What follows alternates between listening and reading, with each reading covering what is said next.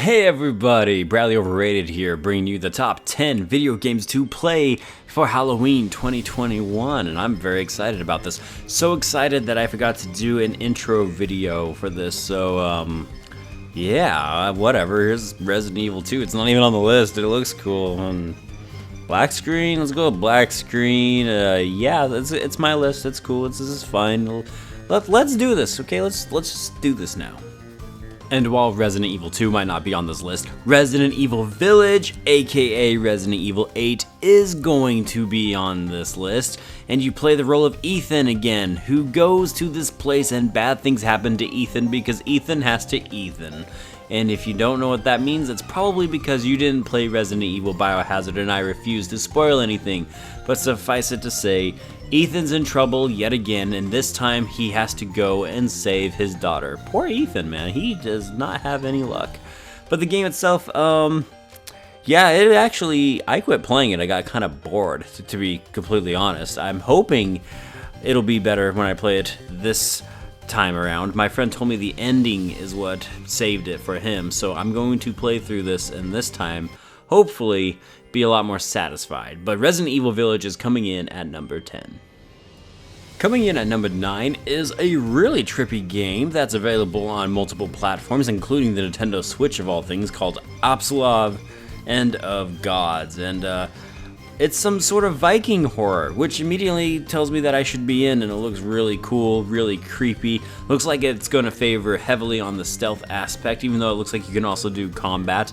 I don't know much about this game. All I know is I have a PlayStation 5 and I can own this game physically on my PlayStation 5, and I am going to, and I am hoping that some crazy Viking demon dude chops off my scrotum in the game, because that would be a 10 out of 10 experience for me. But all scrotum chopping jokes aside, I just really like the atmosphere of this game. It looks like they have an awesome variety of threats and things that are going to be thrown at you. I really like the enemy designs, even from this trailer that I'm showing you guys. It looks like it's going to be a great game, and that it's being upscaled once again, like I said, on the PlayStation 5 for me is a huge bonus. So Absulov, End of Gods, it is available now on several platforms, and I am really looking forward to trying it for Halloween. Coming in at number 8 is another game that might have a bunch of enemies trying to chop off your scrotum if you were a boy, but you're not, you play as a girl, and this game is Tormented Souls. Now, the whole point in this game is to basically give a shout out and play a game that goes back to the good old classic survivor horror games like the original Resident Evil and the original Silent Hill. And I'm all in, man. It's been a while since I played a game like that with the fixed camera angles and the brutal difficulty. This game looks like it's going to deliver all of that classic goodness in the form of Tormented Souls. And I can only assume Tormented Souls because in the form of whatever the F these creatures are, man. These guys look legitimately terrifying. Everything about this game just screams terror and horror, and I love it. It's available on the Switch, the PlayStation 4, the Xbox, the PlayStation 5, whatever, Steam, you know, it's available on all the platforms, and it just looks like a jolly good time. I'm looking forward to getting my head decapitated several times in Tormented Souls. Coming in at number 7, guys, look, it's a palate cleanser, alright? Hades is a roguelike, hack and slash, awesome game. It's a ton of fun. I've already reviewed it on my channel. You're welcome to go check the review. I gave it a really good score, and it really is a really delightful game. Now, is this game appropriate for Halloween? Yes, it's about Hades. It's about his son trying to get out of hell. I don't know how you get more Halloween than that. It's a pretty sweet story with excellent voice acting, great art design, and a banging soundtrack. Did I mention it's a roguelike?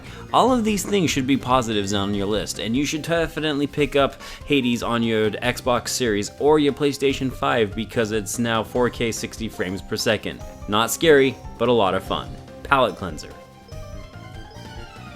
At number 6, we have The Medium, a game that originally came out exclusively for the Xbox, but has now since been made available for several other platforms, including the PlayStation 5, which is what I will be playing this on. And The Medium is basically you play as a woman that happens to be a medium, and she goes through 2 different worlds and tries not to get her head decapitated while solving puzzles and dealing with horrific events and even creatures. Now, I don't know too much else about this game. I prefer not to get too spoiled, but from everything I've seen so far, this game looks like a banging good time. I'm really going to enjoy this one, I think. I love the supernatural. I love anything that even remotely looks like Stranger Things, and the medium is checking off both of those things, so I'm looking really forward to it personally. Like I said, I'm sorry, I don't know much about it. I bought the game to play for Halloween though. I hope it has some great scares. I hope it has some awesome mysteries and puzzles for me to solve, and the medium is going to be, I think, a really fun time.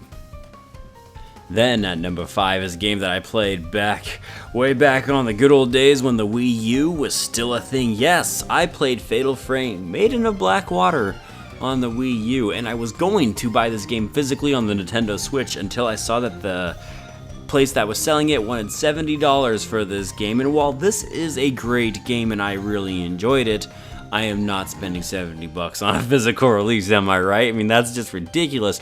But in this game, you play as Yuri, this girl who goes to this place, and there's 2 other characters, by the way, but you mostly can play as Yuri. You take pictures at ghosts that lunge at you, and the best way to defeat them is basically to let them get as close as possible without them killing you.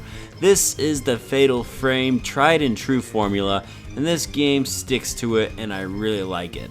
I enjoyed the atmosphere, I enjoyed all of the scares it provided me, and it was such a rarity on the Wii U to even get a game like this, so it's awesome to see that it's coming back. Please support it, it's a fun time. I really enjoyed it, and I hope you will take this into consideration if you're looking for a really unique experience to play for Halloween. Moving on. And then out of the blue they decided, hey Brad, you know that game that you used to enjoy on the Xbox 360 called Alan Wake? Well, we remastered the whole game. Would you like to play it for Halloween because it's going to be coming out on October 5th? And I said, yes. Really? This is a real thing? But if you've never played Alan Wake, it's a pretty dang awesome experience. You play as a writer who goes and explores things and murders spirits with his flashlight. No, this is not a joke. You have to shine your flashlight on spirits and then you shoot them in their gonads or their head, preferably their head, and that is how you survive. But it is an intense, crazy thrill ride that I really felt like it didn't get enough love when it first released, and I'm happy to see that they remastered and they're re-releasing it again on all these platforms. Alan Wake, it comes out on October 5th, and it is a really fun time. Number 3 is It Better Not Suck, Turtle Rock Studios. That's all I'm gonna say, right? If this game sucks, I'm done with you. I played Evolve, and Evolve was awful. This game needs to be good because this game is supposed to be a spiritual successor to Left 4 Dead, one of my favorite franchises ever, even though it only has 2 games. I don't even know if you can say it's a favorite franchise, but I love Left 4 Dead. I love Left 4 Dead 2. I couldn't get enough of them. And since Valve has decided to not release Left 4 Dead 3 ever, Back 4 Blood is about as good as we can get, or World War Z, which I also enjoyed, and I've actually talked about that game and reviewed it on my channel. But we're not talking about that game. We're talking about Back 4 Blood coming out once again in October on the Xbox, PC, and PlayStation consoles. And it just looks like it could be so amazing and a lot of fun. I really like what they're doing so far with this game. I just pray that it doesn't suck as much as Evolve. I'm worried because I don't trust Turtle Rock Studios, but I am willing to give this game a shot. I am putting it all the way up on the top 3 of my list because of how desperate I am to want to play a game like Left 4 Dead. So please fill that void that has been in my life for the last decade, guys. I believe in you. Number 2 takes a crazy left turn, and Summer of 58 is an indie horror game that came out on Steam this year that I personally really enjoyed. It's an atmospheric horror adventure where you go and investigate what on earth happened in the summer of 58. There's a lot of jump scares, there's a lot of creepy crawly things that are going around, but it's intense, it's short, so if you don't have a lot of time, you can play it.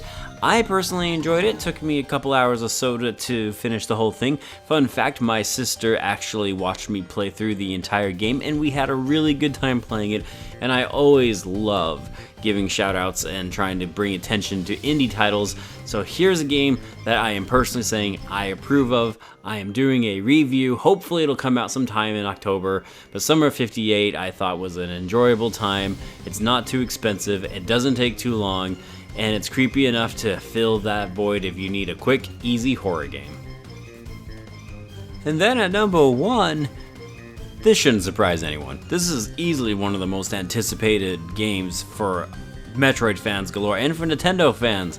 And it's crazy to place a Nintendo game even on this list, let alone number 1 on this list, but Metroid Dread just looks great. Everything I've seen from this game, it's awesome. Is it the scariest game? No. But are there going to be intense moments that will put me on the edge of my seat and get my adrenaline pumping? Yes, and that is what Halloween is all about, man. This game just looks polished. It looks like it's going to be fun, and I haven't played a Metroidvania game in a hot minute, so I'm really looking forward to this. Oh, I can't wait, dudes. It's just going to be a good time to play as Samus and watch myself get killed brutally over and over again, because I am terrible at these games, but I love it. I love everything that I've seen on this. It looks like a good time, and Metroid Dread comes out October 8th. Once again, perfect for Halloween.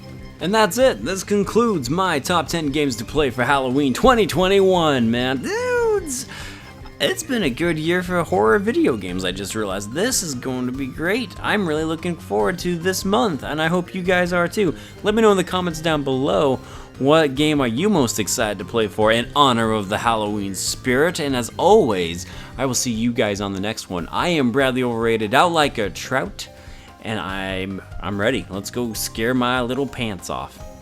Except I don't wear pants. I usually just wear shorts all the time, even when it's snowing, because I'm one of those people. Yeah.